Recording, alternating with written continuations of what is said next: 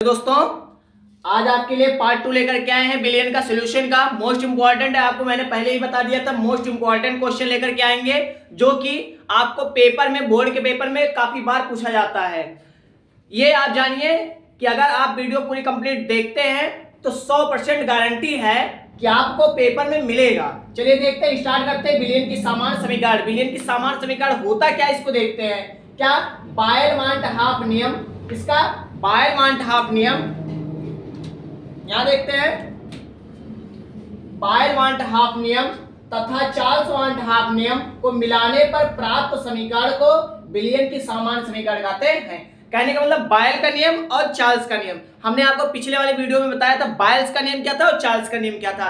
बायल्स का नियम जो था वो क्या था, P व्युत्क्रमानुपाती 1/v और P अनुक्रमानुपाती t। ये किसका था, चार्ल्स का, और ये था बायल्स का नियम। तो कहने का मतलब है क्या, बिलियन के सामान्य समीकरण में यह कहता है कि जो चार्ल्स का नियम है और बायल का नियम है, दोनों समीकरणों को क्या कर दीजिए, मिला दीजिए। जो दोनों समीकरण को मिलाने पर जो सूत्र प्राप्त होगा वही क्या है, बिलियन की सामान्य समीकरण है। वही क्या है, बिलियन की सामान्य समीकरण है। चलिए देखते हैं, दोनों बिलियनों को मिला दीजिए।